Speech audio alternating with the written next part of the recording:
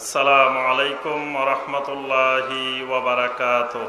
ওয়া আলাইকুম আসসালাম ওয়া রাহমাতুল্লাহি ওয়া বারাকাতুহু। ঠিক আছে। ইন্নাল হামদালিল্লাহ নাহমাদুহু ওয়া নাস্তাঈনুহু ওয়া নাস্তাগফিরুহু ওয়া নাউযু বিল্লাহি মিন শুরুরি আনফুসিনা ওয়া মিন সাইয়্যাতি আ'মালিনা। من يهده الله فلا مضل له ومن يضلل فلا هادي له وأشهد أن لا إله إلا الله وحده لا شريك له وأشهد أن محمدًا عبده ورسوله. يا أيها الذين آمنوا اتقوا الله حق تقاته ولا تموتن إلا وأنتم مسلمون. يا أيها الناس اتقوا ربكم الذي خلقكم من نفس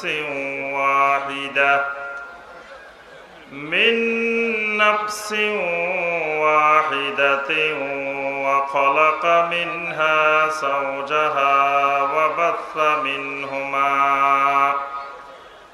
وبث منهما رجالا كثيرا ونساء. واتقوا الله الذي تساءلون به والأرحام إن الله كان عليكم رقيبا. يا أيها الذين آمنوا اتقوا الله وقولوا قولا سديدا يصلح لكم أعمالكم ويغفر لكم ذنوبكم ومن يطع الله ورسوله فقد فاز فوزا عظيما. أما بعد فإن خير الحديث كتاب الله وخير الهدي هدي محمد صلى الله عليه وسلم وشر الأمور محدثاتها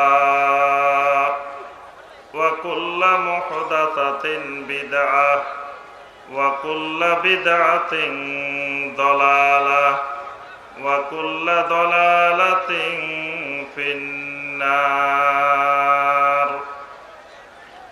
اللهم صل على محمد وعلى آل محمد كما صليت على إبراهيم وعلى آل إبراهيم إنك حميد مجيد.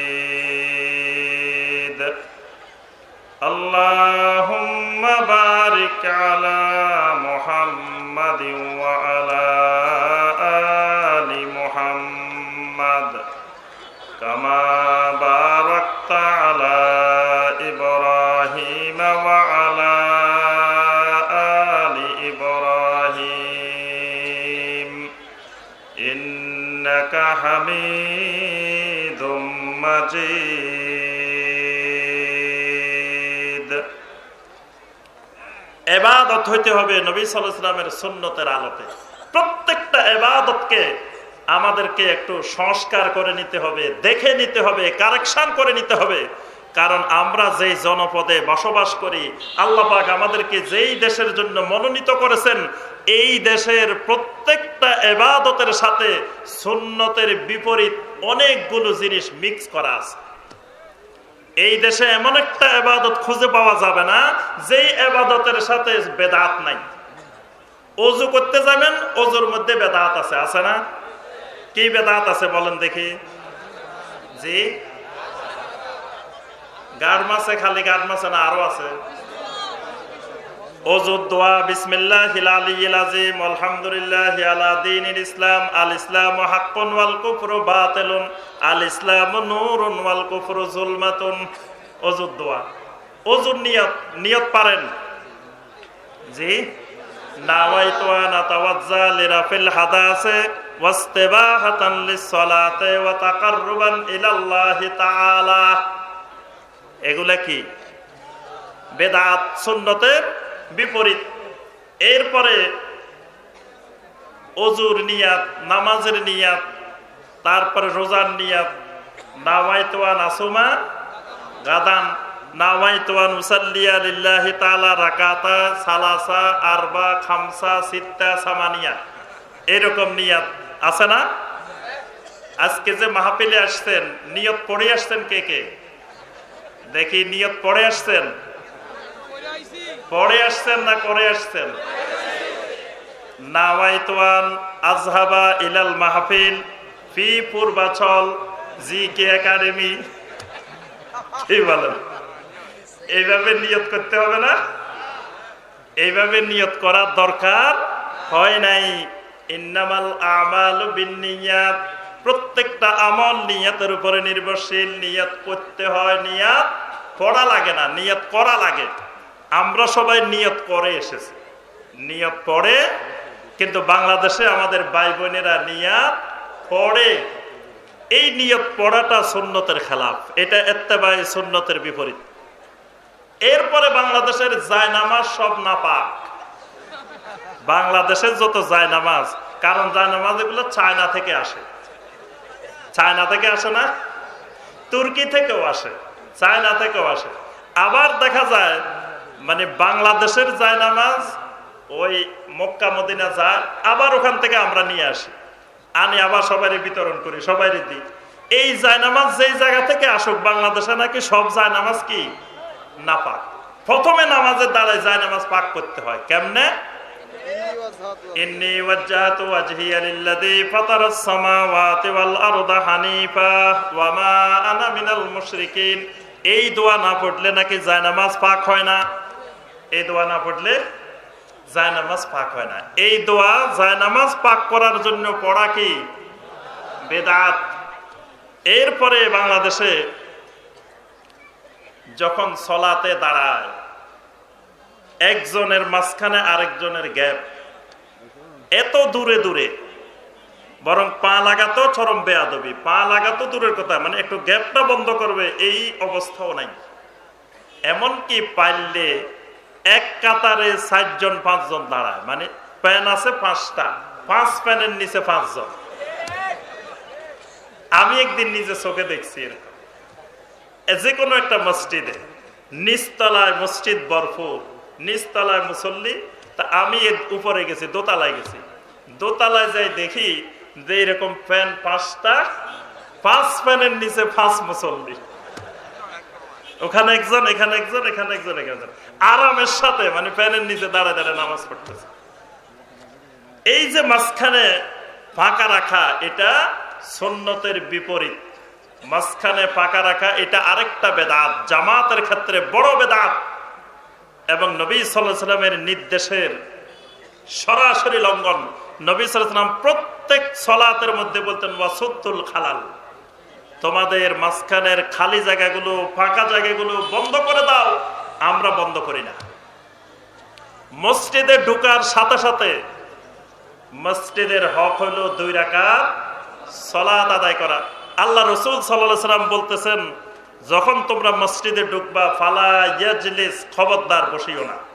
আর আমরা বলি কি, বসি যাবো, আপনার অসুবিধা কি? আল্লাহ রাসূল বলতেছেন খবরদার ফালা ইয়াজলিস, মসজিদে ঢুকছো 2 রাকাত না পড়ে বসা যাবে না। আমরা নবী সাল্লাল্লাহু আলাইহি সাল্লামের নির্দেশের লঙ্ঘন করি, আমরা যাই মাত্র বসে যাই। এই বসে যাওয়া সুন্নতের বিপরীত, সুন্নতের ইত্তেবার খেলাফ, বেদাত। এইরকম প্রত্যেকটা ইবাদতের সাথে আমরা দেখব কম বেশি অসংখ্য বেদাত এরকম জড়িত আছে। এই জন্য প্রত্যেকটা ইবাদতকে একটু গবেষণা করে, একটু চিন্তা করে, ফিকির করে বের করে নিতে হবে কোনটা কোনটা বেদাত। বেদাত গুলো ছেড়ে দিতে হবে, সুন্নতকে শক্ত করে মজবুত করে ধরতে হবে। ঠিক আখলাকের ক্ষেত্রে, খালি আমলের ক্ষেত্রে সুন্নত ধরলাম, আকীদার ক্ষেত্রে সুন্নত ধরলাম, আখলাকের ক্ষেত্রে সুন্নত নাই। দেখবেন অনেক দাড়িওয়ালা মানুষ, টুপিওয়ালা মানুষ, নামাজি মানুষ, তার আখলাক ভালো না, চরিত্র ভালো না। চরিত্রের ক্ষেত্রে সুন্নত নাই। কারোরে সালাম দেয় না, কাউকে সালাম দেয় না, খালি সালাম নেওয়ার জন্য বসে থাকে। সবসময় খালি ওয়ালাইকুম আসসালাম বলার জন্য রেডি, আসসালামু আলাইকুম মুখে দিয়ে বাইরে না। এরকম অনেক মানুষ আছে, দেখবেন জীবনেও মুখে দিয়ে আসসালামু আলাইকুম বের হয় না, খালি সবসময় রেডি হয়ে আছে কতক্ষণে ওয়ালাইকুম আসসালাম বলবে। মানে সবাই তাকে সালাম দিবে, উনি খালি জবাব দিবে। আবার কেউ আছে সালামের জবাব দেয় না, খালি মাথা নাড়ে, খালি এভাবে মাথা। আল্লাহ রাসূল সাল্লাল্লাহু আলাইহি ওয়াসাল্লাম স্পষ্ট করে বলছেন, লা তুসাল্লিমু তাসলিমাল ইয়াহুদ ওয়ান নাসারা, খবরদার ইহুদি নাসারাদের মতো সালাম দিও না। কারণ তাদের সালাম হলো বিল আকুফে ওয়ার রুউসে ওয়াল ইশারা, তারা হাতের আঙ্গুল দিয়ে ইশারা করে, হাতের তালু দিয়ে ইশারা করে, মাথা দিয়ে ইশারা করে। আর ইহুদিরা সালাম দিত আসসালামু আলাইকুম। আজকে মুসলমানও আমরা বলি সালাম আলাইকুম। এই জন্য আমার সম্মানিত ভাই ও বোনেরা, আখলাকের ক্ষেত্রেও সুন্নতের অনুসরণ লাগবে। আজকে আমাদের আখলাক অনেক খারাপ, চরিত্র অনেক খারাপ। চরিত্রের ক্ষেত্রে সুন্নতের ইত্তেবা নাই, চরিত্রের ক্ষেত্রে সুন্নতের অনুসরণ নাই। অথচ নবী সাল্লাল্লাহু আলাইহি ওয়াসাল্লাম পৃথিবীতে এসেছেন দুনিয়ার মানুষকে মাকারিমুল আখলাক, সবচেয়ে সুন্দর আখলাকটা শেখানোর জন্য। এই জন্য যখন আমাদের আকীদার ক্ষেত্রে সুন্নত, আমালের ক্ষেত্রে সুন্নত, আখলাকের ক্ষেত্রে সুন্নত, মুআমালাতের ক্ষেত্রে সুন্নত হবে, আমরা হয়ে যাব আহলুস সুন্নাহ। আল্লাহ রাব্বুল আলামিন আমাদের সবাইকে পরিপূর্ণরূপে সুন্নতের ইত্তেবা করার তৌফিক দান করুন। আল্লাহ পাক আমাদের সবাইকে সমস্ত রকমের সুন্নতের বিপরীত বেদাত থেকে আল্লাহ আমাদেরকে হেফাজত করুন। আকীদার বেদাত, আমলের বেদাত, আখলাকের বেদাত, সকল বেদাত থেকে আল্লাহ রাব্বুল আলামিন আমাদেরকে হেফাজত করুন।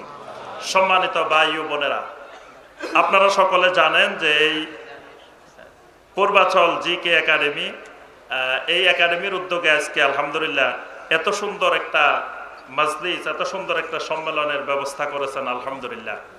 আমরা এই পূর্বাচল জিকে একাডেমির ভাইদের জন্য আমরা দোয়া করি, যে ভাইয়েরা এত সুন্দর একটা ইসলামী সম্মেলনের ব্যবস্থা করেছেন, যেখানে অনেক সম্মানিত বড় বড় ওলামায়ে কেরাম আমাদেরকে কোরআন সুন্নাহ থেকে দ্বীনি গুরুত্বপূর্ণ বিষয়গুলোতে আলোচনা শোনাচ্ছেন এবং আরো শোনাবেন ইনশাআল্লাহ।